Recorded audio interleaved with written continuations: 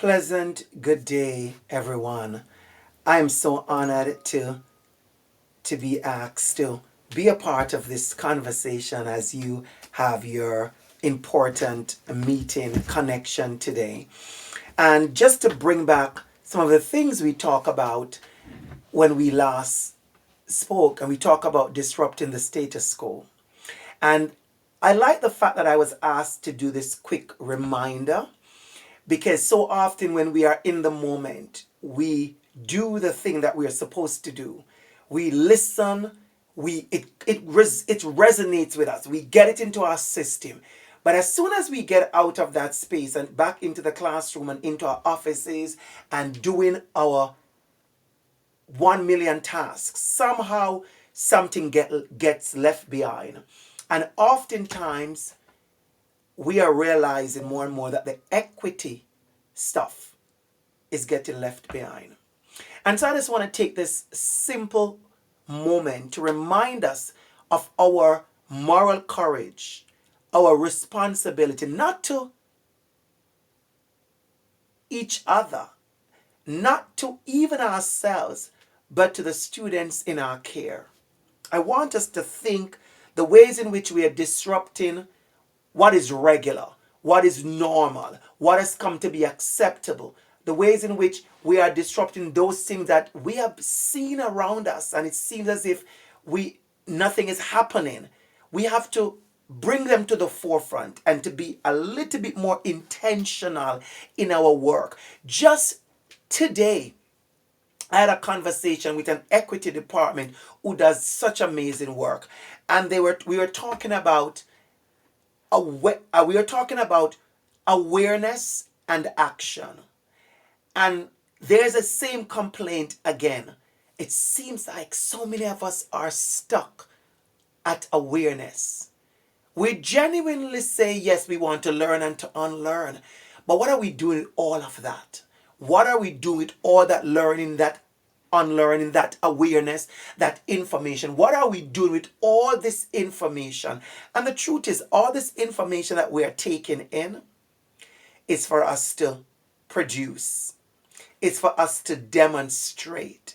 It's for us to speak up and stand up and execute the change that is necessary.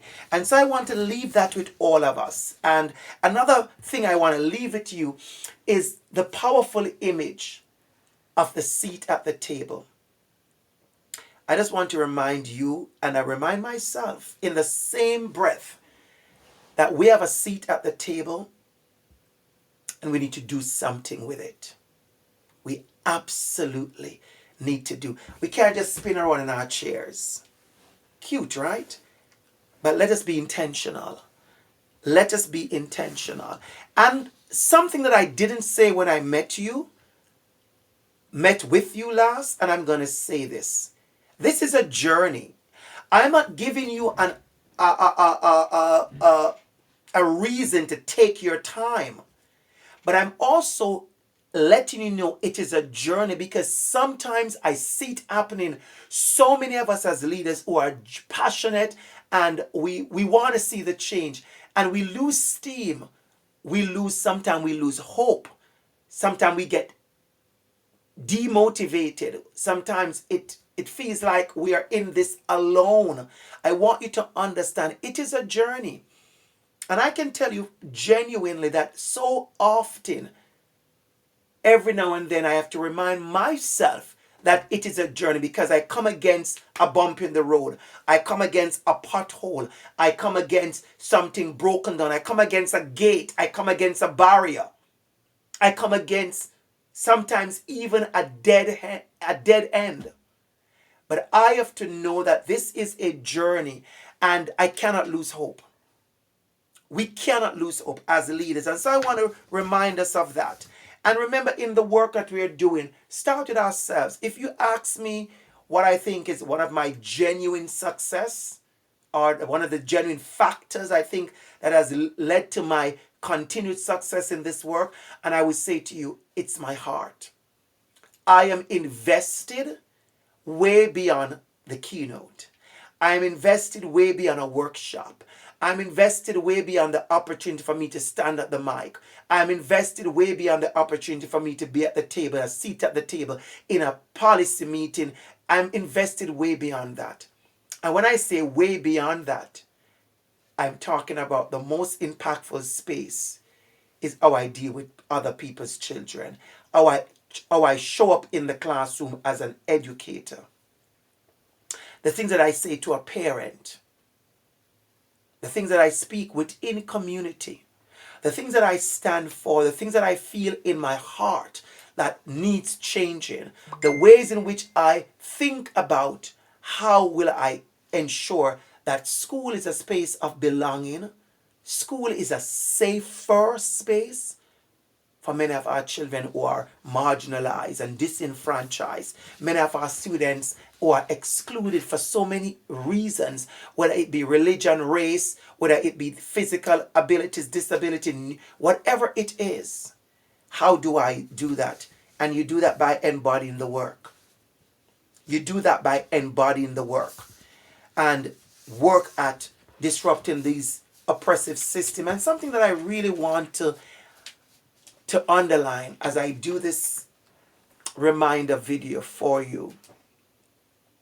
This slide, as I was going through this afternoon, this slide stood out to me. And it is a reminder, especially the picture on the right, on that side.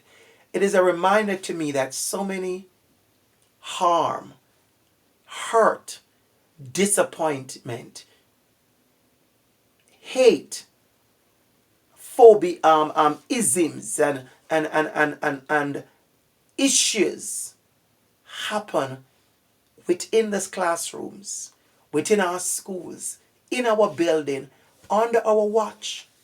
I want us to realize that a lot of things happen when we were on duty. We have to think about a little bit more accountability. That as a superintendent, as a director, as a principal, a vice principal, these things are going on in our schools and our names are on the door. I don't know how you feel about that. I don't know how you measure that. I don't know how you receive that. But I receive that with a level of accountability that says, I need to make sure I show up doing the work. And so, we can be a part of the performance. I said it many times. I said it when I came to you. I've said this a lot of times. We have no shortage of performance, of equity. And that is why so many of our community members have lost respect for us and they don't trust us. Trust is lacking. Because they see that we are smart enough, titled enough, qualified enough, educated enough, skilled enough, that we can say the right thing and perform the right thing, so to speak. And you almost think we did something. I want us to be a little bit more honest about our own self-check. Coming back to the archaeology of self. Checking up on yourself. Am I there yet? Am I doing the work? And then I leave you with the critical questions. Take time to know yourself. I leave you with the critical question of how we are committing to challenge and change. Developing the moral courage to lead. It's going to take some courage. Things are happening so much around us. It's going to take some courage. You have to work on that. Ensure your leadership is authentic. People know when we are just not doing it. And of course, at the end of it, I always say, let us take care of ourselves. I just want to leave that with you as you engage in your conversations today. I want us to be mindful mindful, not just today, but on your drive home, on your arrival to school next week and next month, when you join committees and you go to this meeting, when you engage with parents, when you have to show up when there is an issue, a serious issue within the board, within your superintendency, within your school, within your classrooms. How are you really thinking about issues of equity, issues of care within your school? So I want to leave that with you. I want to leave that reminder with you. Just want to leave that with you. Wishing you a great day. Wishing you a continued amazing day, semester, and school year. Remember, we are leaders. We are leaders. We are not following this. We are leading this thing. We are leading this thing. We are leading this thing.